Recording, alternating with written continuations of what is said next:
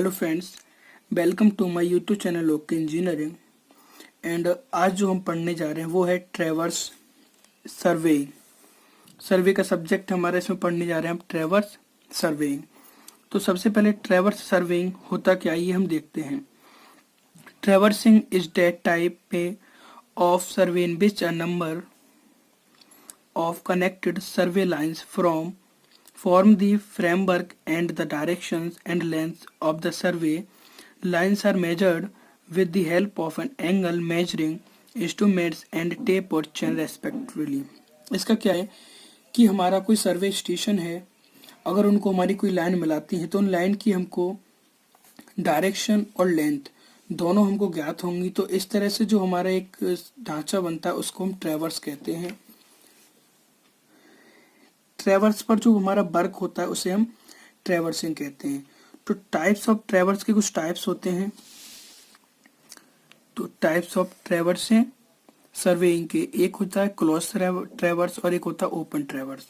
तो सबसे पहले बात करते हैं क्लोज ट्रेवर्स के बारे में। क्लोज ट्रेवर्स आपका होता क्या है?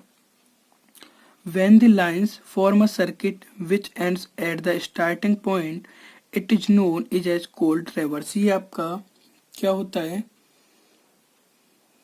कि आप किसी भी ट्रेवर्स को जब स्टार्ट करेंगे, जिस बिंदु से आप स्टार्ट करेंगे उसी बिंदु पर आप खत्म करते हैं। सपोज डैट जैसे ये आपका ए बिंदु है, आपने यहाँ से ट्रेवर्स करना शुरू किया, ट्रेवर्स सर्वेइंग करना है। आप इधर से इस तरह आपने ट्रेवर्स सर्वेइंग किया, ए से बी बिंदु पर गए, सी डी ई एफ, और वापस से आपने जिस बिंदु से स्टार्ट किया था ए बिंदु से आप पुनः उसी बिंदु पर आ गए, तो इसे कहेंगे आप क्लोज ट्रेवर्स। एंड नेक्स्ट है आपका open ट्रेवर्स। When the line form a circuit ends elsewhere aspect starting point is said to be a open traverse। इसमें क्या होता है आपका, इसमें आप स्टार्टिंग पॉइंट पे वापस नहीं आते। सपोज डेट ये आपका ए पॉइंट है, आपने यहाँ से ये क्या था आपका, ये था आपका क्लोज ट्रेवर्स, और जो अब मैं बताने जा रहा हूँ ये है आपका ओपन ट्रेवर्स। आपने ये बिंदु से स्टार्ट किया, आप इस तरह गए वी बिंदु सी डी ई, लेकिन आप वापस ये बिंदु पर नहीं आए, तो ये आपका कौन सा हो गया, open ट्रेवर्स।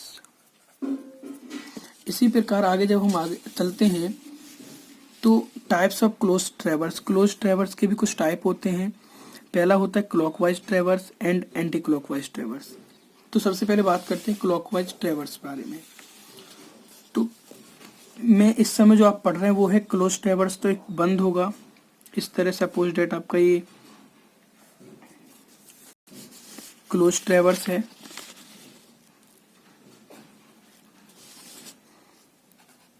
A V C D E. इस समय जो हम पढ़ रहे हैं वो है हमारा क्लॉकवाइज ट्रेवर्स। कौन सा, ये क्लॉकवाइज ट्रेवर्स है हमारा। तो आप इधर चल रहे हैं, क्लॉकवाइज की दिशा में चल रहे हैं, तो इसके जो एंगल होते हैं, एंगल इसके विपरीत चलते, एंगल आपके इस तरह चलेंगे इसमें, इसको कहते हैं हम क्लॉकवाइज ट्रेवर्स। और एंटी क्लॉकवाइज ट्रेवर्स जो होता है आपका, एंटी क्लॉकवाइज जो ट्रेवर्स होता है वो आपका A V C D E इसके विपरीत डायरेक्शन में चलेगा। विपरीत डायरेक्शन में चलेगा तो इसके एंगल इस तरह चलते हैं आपके, इसमें इस तरह आपका एंगल होता है। ये होता है आपका एंटी क्लॉकवाइज ट्रेवर्स और ये होता है आपका क्लॉकवाइज ट्रेवर्स। उसके बाद फिर हम आगे चलते हैं।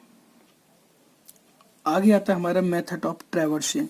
ट्रेवर्सिंग के मेथड क्या क्या होते हैं? एक तो चेन ट्रेवर्सिंग होता है, एक चेन कंपास ट्रेवर्सिंग होता है, और प्लेन टेबल ट्रेवर्सिंग। उसके बाद में जो नेक्स्ट टॉपिक आता है हमारा वो होता है designation of wearing. Designation wearing दो टाइप्स होता है हमारा, एक तो होल सर्किल सिस्टम से होता है एंड एक होता है हमारा क्वाड्रेंटल सिस्टम और रेड्यूस्ड सिस्टम। तो सबसे पहले हम बात करते हैं होल सर्किट सिस्टम के बारे में। बात करते हैं हम होल सर्किट ट्रेवर्स के बारे में। तो होल सर्किट वेयरिंग सिस्टम के बारे में। ये क्या होता है हमारा, इसमें जो लाइन होती है वेयरिंग जो होता है वो मैग्नेटिक नॉर्थ से हमेशा क्लॉकवाइज डायरेक्शन में चलता है। इसका जो एंगल होता है 360 होता है, 0 से लेकर 360 तक कुछ भी इसमें एंगल हो सकता है। सपोज डेट ये हमारा नॉर्थ डायरेक्शन है एंड ये हमारी कोई लाइन है ए, तो इसमें ये हमारा कोई बिंदु है और इसका जो एंगल है वो है अल्फा। तो इसका जो WCB सिस्टम है वो इसी तरह हम नॉर्थ से क्लॉकवाइज डायरेक्शन में चलते हैं।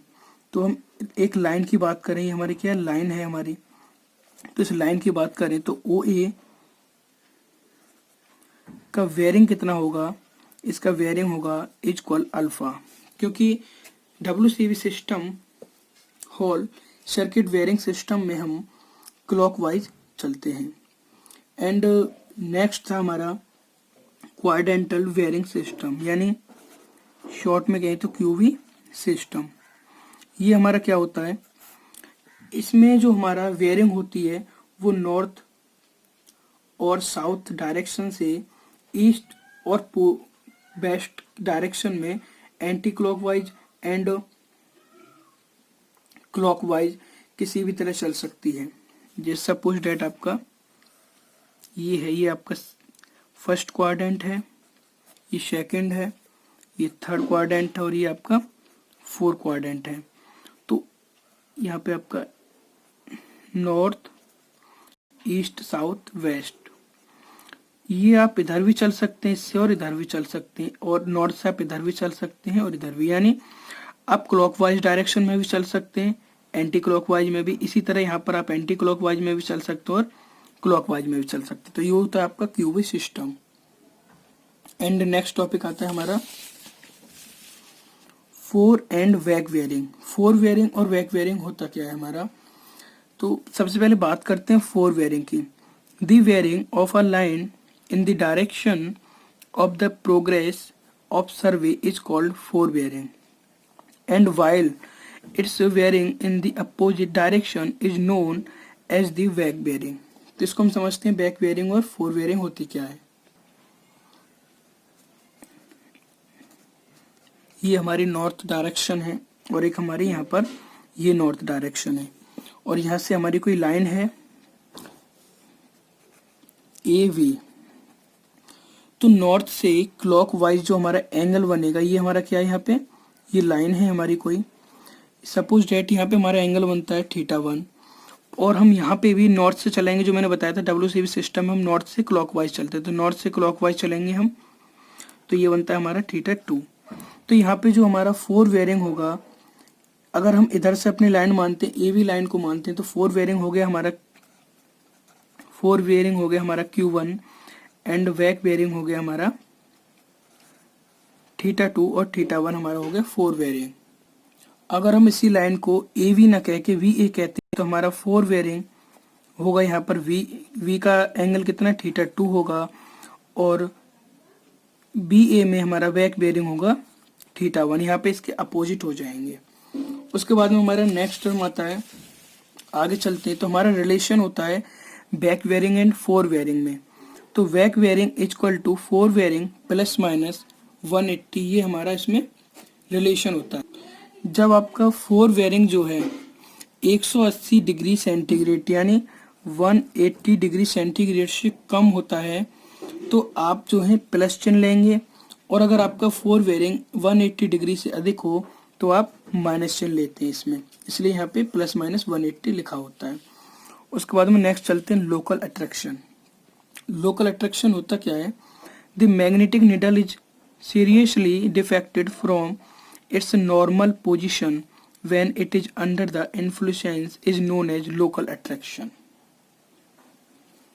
अगर आपकी कोई मैग्नेटिक डीप है और वो अपनी स्वच्छंद और मुक्त अवस्था में सदा एक मेरिडियन में लटकी रहती है, लेकिन क्या होता है कुछ कारणों की वजह से उस पर कुछ बाहरी आकर्षण बल लगते हैं तो वो अपने मेरिडियन में इधर उधर हट जाती है, तो इसी को कहते हैं हम लोकल अट्रैक्शन। ये जो होता है हमारा रेलवे लाइन, नाइफ की, चुंबकीय वस्तुओं की वजह से होता है। उसके बाद में हमारा नेक्स्ट टॉपिक आता है हमारा इसमें डीप। बात करते हैं हम डीप के बारे में। तो डीप क्या होता है, if the needle is perfectly balanced before magnetization, it remains in horizontal position, but it will not remain in the same position after it is magnetized on account of the magnetic influence of the earth. It will be inclined downwards towards the pole. This inclination of the needle with the horizontal is known as dip of the needle. The amount of dip is not constant but varies in different parts of the earth. It is 0 degree at the equator and 90 degree at the magnetic pole. 0 degree जो होता है आपका वो होता है equator पे and 90 degree जो होता है वो होता है आपका मैग्नेटिक पोल पे। इसमें क्या कहता है, जब आपकी कोई सुई होती है वो जब तक आपकी मैग्नेटिक फील्ड में नहीं आती तो वो क्या होता है ईस्ट में ले जाते हैं तो वो अपनी दिशा में हमेशा हॉरिजॉन्टल रहती है, लेकिन जब उसे हम मैग्नेटिक फील्ड में ले जाते हैं तो वो अपनी दिशा में हॉरिजॉन्टल ना रह के वर्टिकल हो जाती है। North Pole and South Pole में वो 90 डिग्री के कोण तक हमारी झुक जाती है, इसी को हम मैग्नेटिक डीप कहते हैं। एंड नेक्स्ट आता है हमारा मैग्नेटिक डिक्लिनेशन। ये क्या होता है हमारा, the magnetic meridian at a place does not coincide with the true meridian at that place except in few places.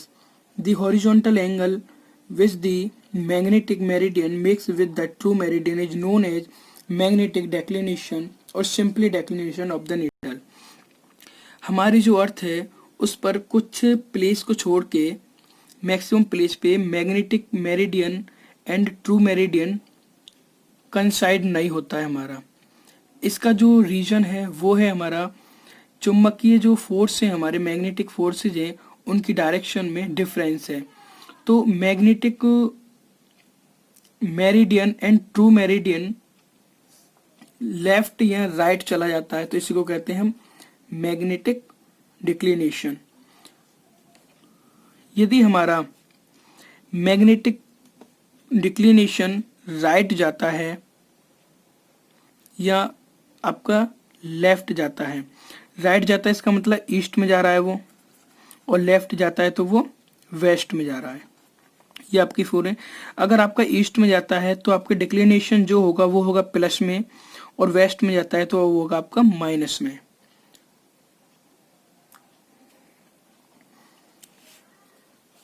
ये आपका था मैग्नेटिक डिक्लिनेशन। अगर आप एक इसे देखना चाहें तो ये आपका ट्रू मेरिडियन है,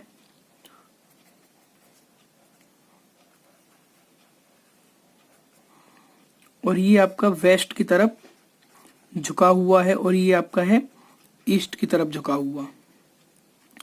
तो यहाँ पे इसको मान लेते हैं एंगल अल्फा ई, और इसको मानते हैं क्योंकि हम नॉर्थ से चलते हैं अल्फा डब्लू। तो आपका जो अल्फा ई होगा वो होगा आपका प्लस, और अल्फा डब्लू होगा वो होगा जो आपका माइनस होगा। अगर आपको मैग्नेटिक डिक्लिनेशन यहाँ पे होता है। अगर आपको वीडियो पसंद आई है तो लाइक करें, अपने दोस्तों को भी शेयर करें ताकि जो कोचिंग नहीं पढ़ पाते वो यूट्यूब के माध्यम से पढ़ सकें, एंड चैनल को सब्सक्राइब करें। Thanks for watching.